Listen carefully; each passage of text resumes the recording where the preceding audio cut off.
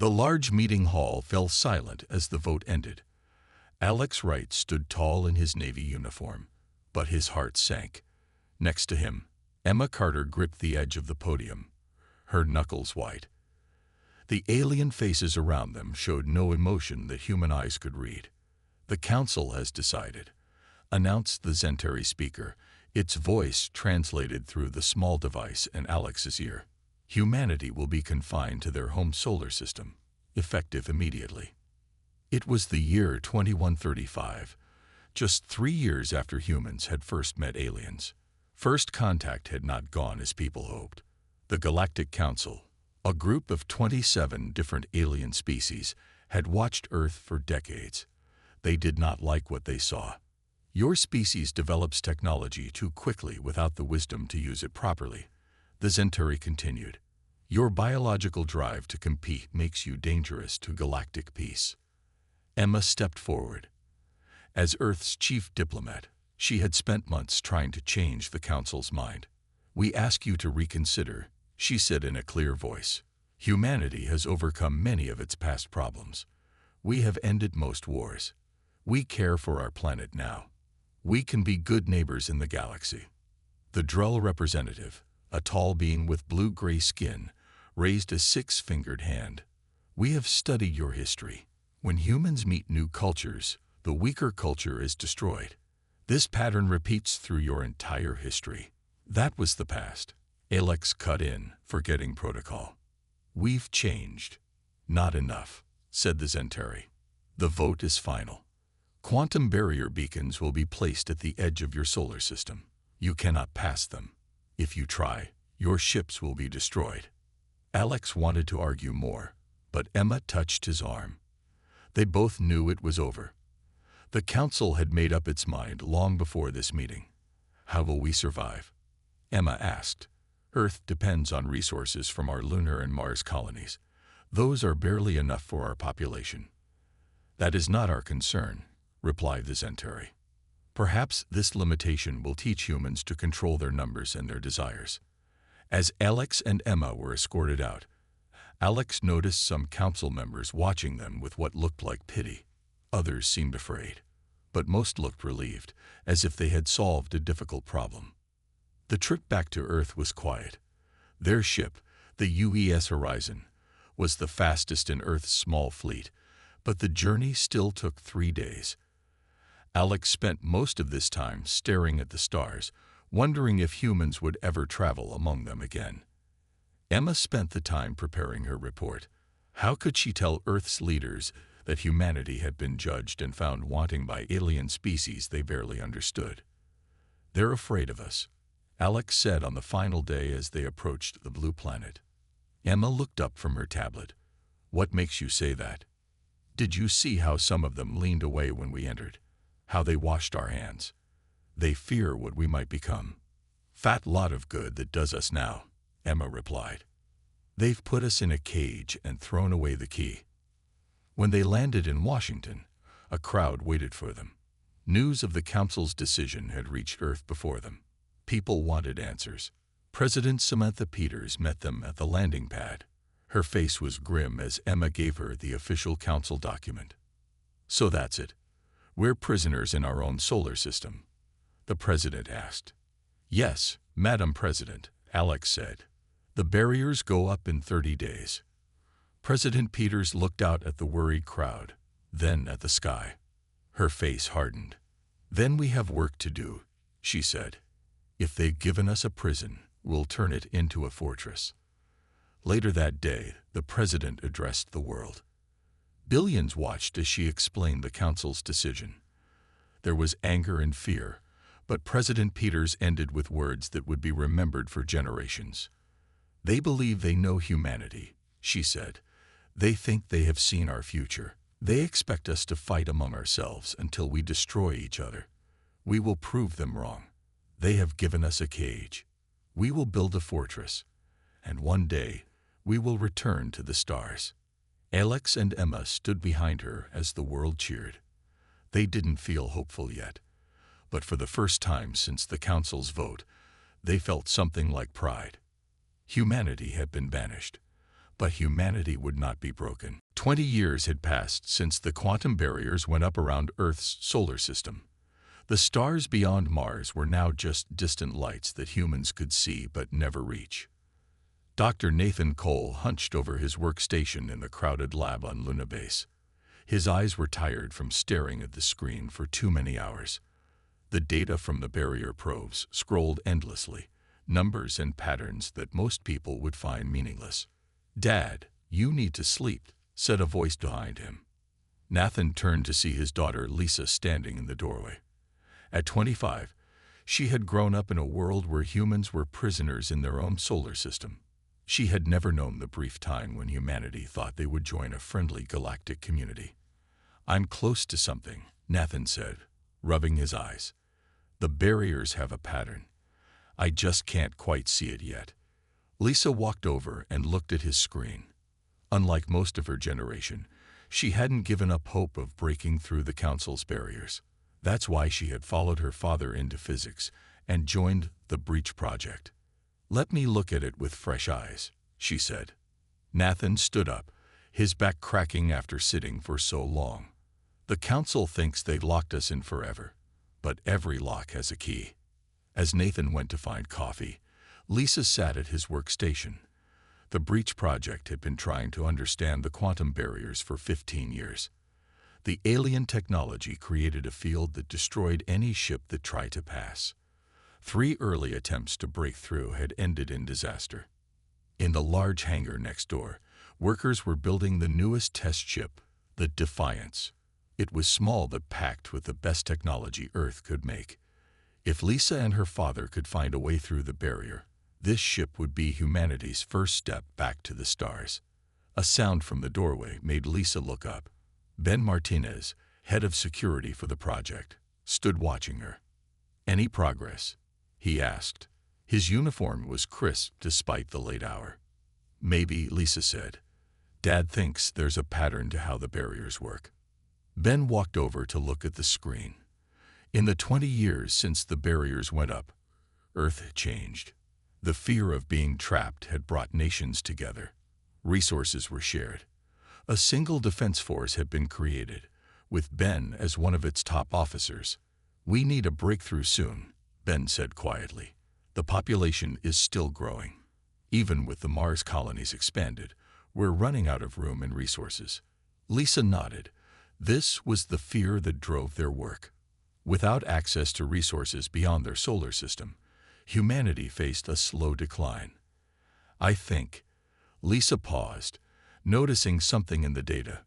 "Wait, look at this." She pointed to a section of the screen where the barrier readings showed small changes over time. "The barriers aren't constant. They pulse. There are moments, microseconds really, when they're weaker." Nathan returned with his coffee to find Lisa and Ben staring intently at the screen. "Dad," Lisa said without looking up, "I don't think we need to break the barriers. We just need to slip through when they're weak." Nathan looked at the data and his eyes widened. "The gaps are too small for a normal ship to get through. But what if we designed a ship that could compress itself at the quantum level?" Lisa asked, just for a fraction of a second. For the first time in years, Nathan felt real hope. It could work. 6 months later, the Defiance was ready. It was unlike any ship ever built, designed to exploit a tiny flaw in the Council's perfect cage. Nathan, Lisa, and Ben stood on the bridge as the small crew prepared for launch. "If this works," Ben said, "we'll send more ships through. Start exploring beyond the barriers in secret." "And if the Council catches us?" Lisa asked. "They won't," Nathan said firmly. "They think they know humanity. They think we'll accept our prison and eventually die out. They're wrong." The Defiance moved silently away from Luna Base, heading for a specific point in the barrier where Lisa had detected the largest fluctuations. "Approaching barrier point," called the pilot. "Compression system ready." "This is just the beginning," Nathan said as the ship prepared to make history. "If we get through, everything changes." The Defiance flashed with blue light as its quantum compression system activated. For a microsecond, It existed in two states at once. Then it was gone, slipping through an invisible crack in humanity's prison. The void years were over. Humanity's silent return to the stars had begun. 30 years had passed since the Defiance first slipped through the quantum barrier. In those 3 decades, humanity had moved carefully and quietly among the stars. Captain Carol Ryan stood on the bridge of her exploration ship, the Pathfinder. Through the large window, she could see a rocky planet that had never been touched by intelligent life. Her crew was scanning it for minerals and resources. "No signs of Council patrols in this system, Captain," said her first officer. "We're clear to begin mining operations." Carol nodded. "Send down the survey team. Tell them to be quick and quiet." This was how humanity had survived and grown beyond their prison. Find empty star systems. Take what they need. Leave no trace. The Council must never know that humans had escaped. Carol's ship was special. It had stealth technology that hid human biosignatures. If a Council ship scanned the Pathfinder, it would detect only machine signals, not living people.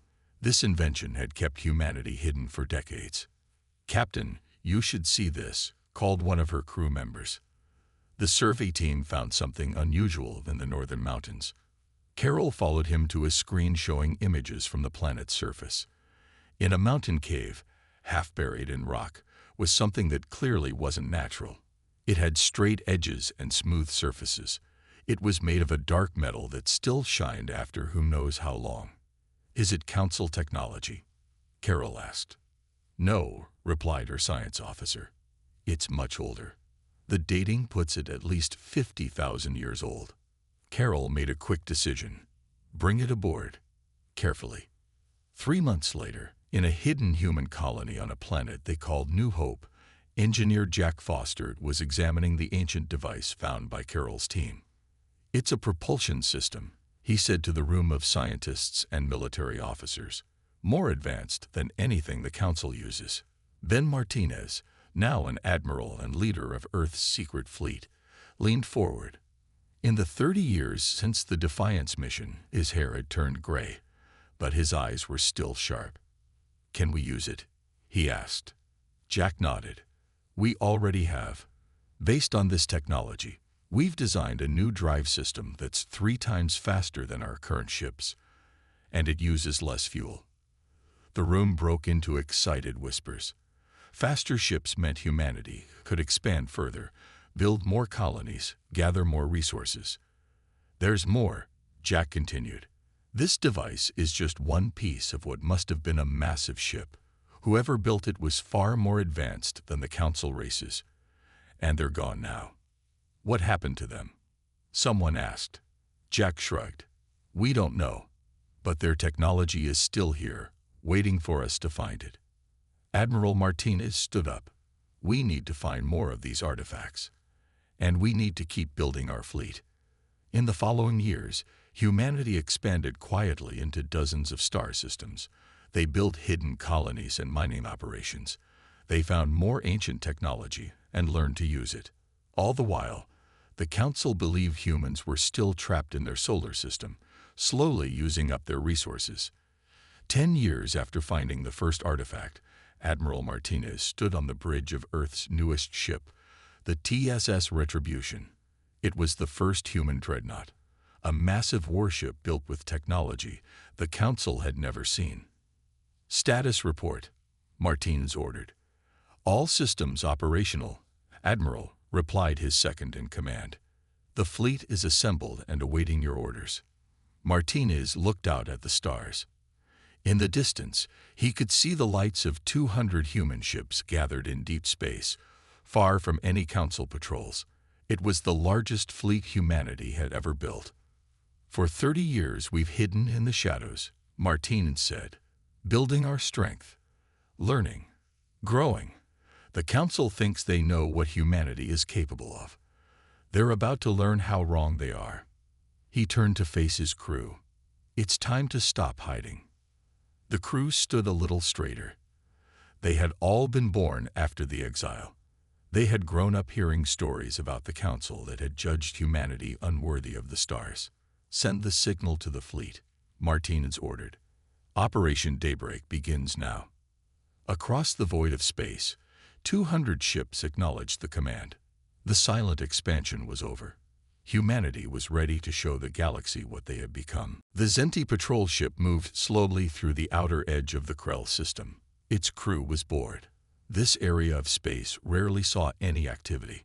Most of their patrols found nothing but empty space and lifeless rocks. "Captain, I'm detecting unusual energy readings from the third moon," reported the sensor officer. The Zenti captain sighed. Probably just another space rock with odd mineral deposits. Still, they had to check. The council required all patrols to investigate any anomalies. "Take us closer," the captain ordered. As they approached the small moon, the patrol ship's sensors detected something that made the captain sit up straight. "That's mining equipment," the captain said in shock. "But this system is unclaimed. Who would be mining here?" The answer came when the patrol ship rounded the moon and saw a small outpost built into the rocky surface. Working around the outpost were figures in spacesuits. Human spacesuits. "Impossible," whispered the captain. "Humans are contained in their home system." The patrol ship quickly backed away and jumped to faster than light speed. The captain had to report this to the council immediately. On the Galactic Council's central world, the news of humans beyond their barrier caused panic. An emergency session was called, and representatives from all 27 species gathered to discuss this threat. "How did they escape the quantum barriers?" demanded the Drell representative. "Unknown," replied the Zentari speaker. "But we must act quickly. If humans have found a way past our barriers, they could be anywhere." The council voted to send a large fleet to Earth. They would strengthen the quantum barriers and punish any humans found outside their solar system. 50 council ships, led by the Zentari commander Vex, set course for Earth. They were confident in their superior technology and numbers. They had no idea what was waiting for them. Dr. Olivia Ward stood on the bridge of the TSS Retribution alongside Admiral Martinez. As the tactical officer, she had spent years studying Council military tactics and developing counter-strategies. "The Council fleet will be here in 20 minutes. Admiral," she reported. 200 ships, as we expected." Martinez nodded. The Retribution and 30 other human ships waited in hiding behind a large gas giant. The rest of the human fleet was positioned at key points throughout the system. "They still think they're dealing with the same humans they caged 60 years ago," Martinez said. "Let's show them how wrong they are." As the Council fleet appeared and headed toward Earth, Martinez gave the order, "Execute Battle Plan Omega." Olivia's plan was based on everything humans had learned about Council technology. The Council ships used a standard formation and relied on their superior numbers. They didn't expect any real resistance. The human ships moved with perfect coordination. They used the new drives based on the ancient technology to appear and disappear faster than the Council ships could track. Each attack hit a weak point in the Council ships' defenses, disabling them without destroying them. The Council commander Vex watched in horror as his fleet was taken apart piece by piece. The human ships moved in ways he had never seen before. They appeared to predict his every move. "This is impossible," Vex said as his flagship lost power. "Humans don't have this technology." Within an hour, the entire Council fleet was disabled. Not destroyed, but floating helplessly in space. Admiral Martinez's ship approached the Council flagship. A communication channel opened, and Martinez faced the Zentari commander. "I am Admiral Ben Martinez of the Terran Space Force," he said. "Your ships are disabled. Your weapons are offline. You have two choices: surrender or be destroyed." Commander Vex stared at the human in shock.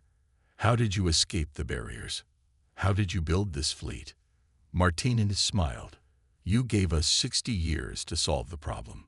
Did you really think we would just accept our prison?" Vex had no answer. "Take this message back to your council," Martinez continued. "Humanity is no longer contained. We have built an empire among the stars while you thought us safely caged, and we remember what you did to us."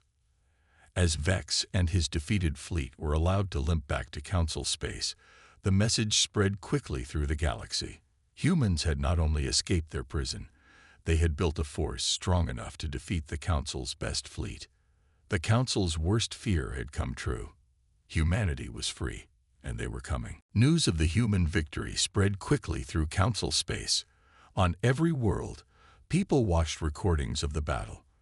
They saw Council ships, the best in the galaxy, defeated by human vessels that moved like nothing they had ever seen.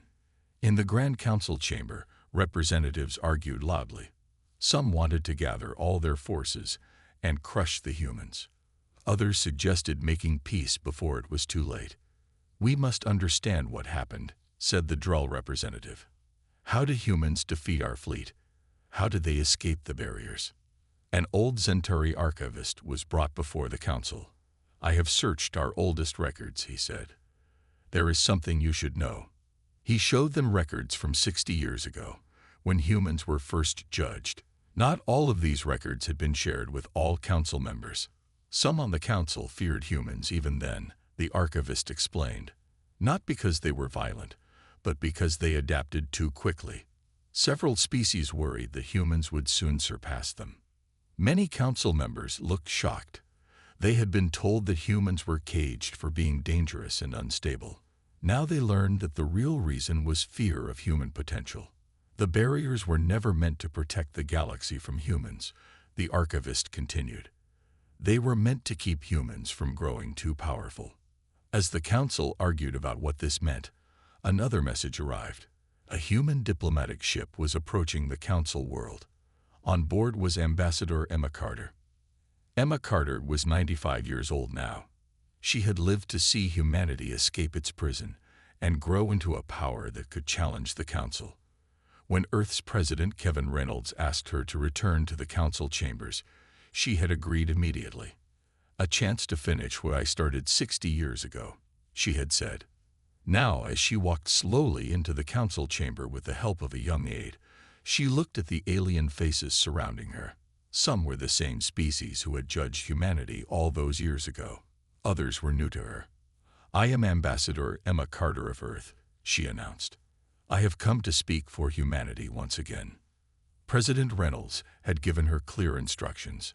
She was to demand reparations for the 60 years of imprisonment. She was to demand official recognition of all human colonies and territories. And she was to make it clear that humans would never again accept limits on their expansion. Emma delivered these demands in a clear, strong voice that belied her age.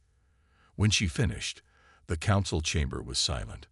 Finally, the Zentari speaker replied, "What you ask is impossible. The council cannot acknowledge human expansion into unclaimed territories. It would upset the balance we have maintained for centuries." Emma smiled sadly. "I remember standing in this very spot 60 years ago, asking for understanding. You gave us exile instead. Now we are not asking. We are telling you how things will be." "Is that a threat?" asked the Drull representative. "It is reality," Emma replied. "While you kept us caged, we grew stronger. While you thought us safely contained, we built an empire that now surrounds your territories. Humanity is back among the stars, and we will not leave again." The council erupted in angry shouts. Some called for war. Others demanded humans return to their solar system. Emma turned to leave, her message delivered. As she reached the door, she looked back at the chaos she had left behind. 60 years ago, you judged us without truly knowing us," she said. "Now you will learn who we really are." As Emma's ship departed, news arrived that made the council fall silent. Human fleets had appeared near 5 major council worlds. They weren't attacking, just waiting.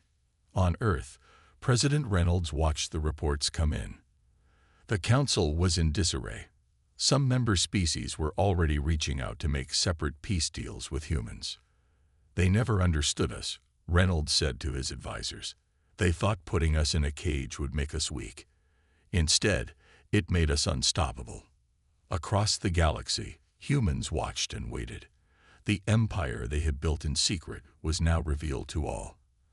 and the council that had once banished them now trembled at the sight of human ships in their skies. 3 weeks after Emma Carter's visit to the council, the waiting ended. The council had refused all human demands and called for its member species to unite against the human threat. Some listened, others did not. General Diane Miller stood on a hilltop overlooking the main spaceport of Centauri Prime. The Centauri had been among the strongest voices for containing humanity 60 years ago. Now, human soldiers moved quickly through their capital city. "Status report," Diane said into her comm unit. "All key locations secured, General," came the reply. "Minimal resistance. They didn't expect us to have ground forces." Diane nodded. That was the pattern across all fronts. The council races had focused on space defenses, never thinking humans would land troops on their worlds. It was another sign of how little they understood humans. "Secure the resource centers," Diane ordered. "Remember, we're not here to conquer, just to control their ability to fight."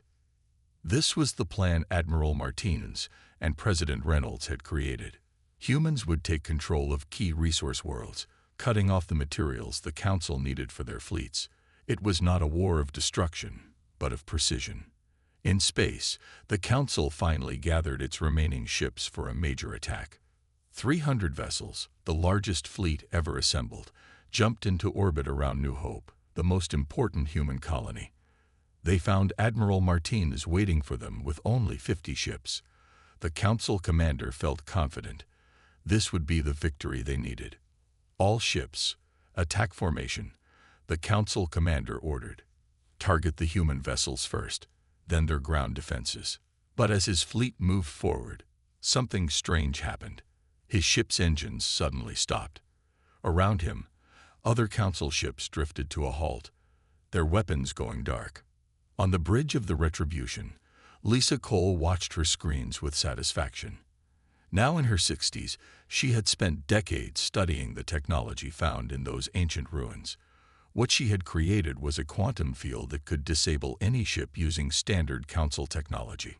"All council vessels neutralized," she reported to Admiral Martinez.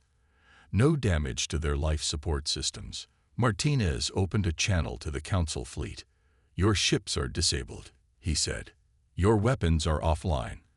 This is not a malfunction. This is human technology." On their ships, council crews worked frantically to restart their systems. Nothing worked. "We could destroy them all now," one of Martinez's officers suggested. Martinez shook his head. "That's not our way. Open their escape pods and lifeboat systems. Let them go." As the council crews abandoned their useless ships, the message was clear. Humanity could have destroyed them, but chose not to. The conflict lasted only 5 more days. Across council space, the pattern repeated. Human forces took control of key resources and facilities. Human ships disabled council vessels without destroying them. And human diplomats offered generous terms to any species willing to break from the council and make peace.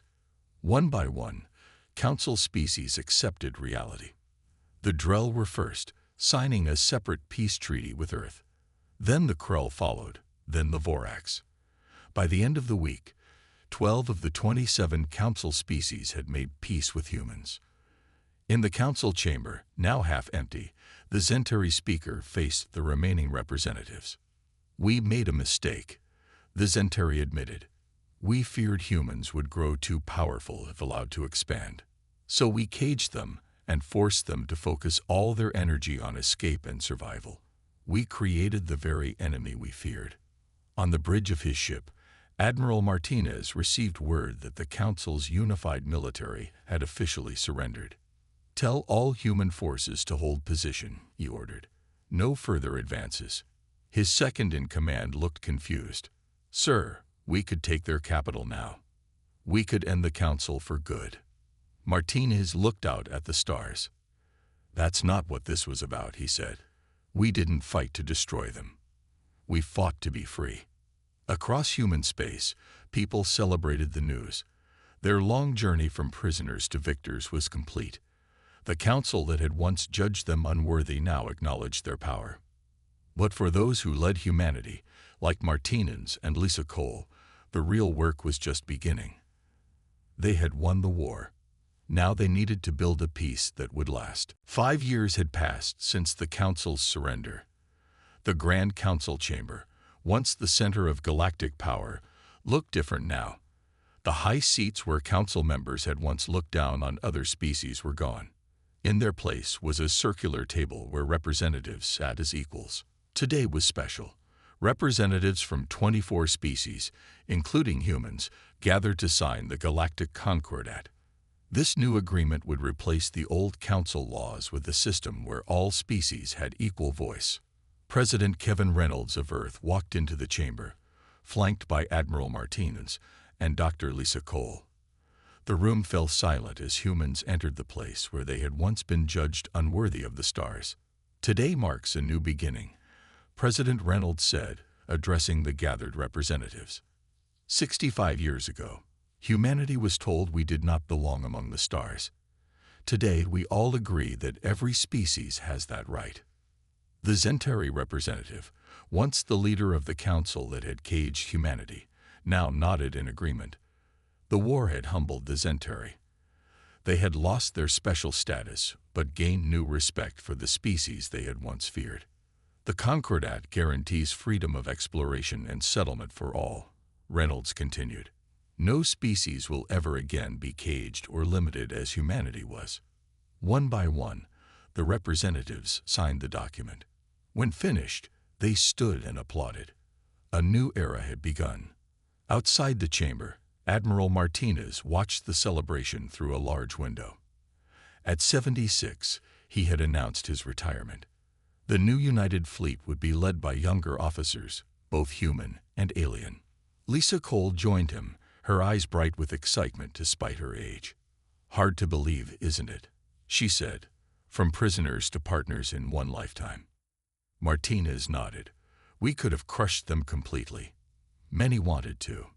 But that's not who we are," Lisa replied. "Maybe that's what they feared most about us. Not that we would destroy them, but that we would prove them wrong." Not all species had joined the new alliance. 3 council races, still fearful of human power, had refused to sign and isolated themselves behind their borders. Humans respected their choice, while keeping careful watch. "Do you think they'll ever trust us?" Martinez asked. "Someday," Lisa said, "when they see what we build here."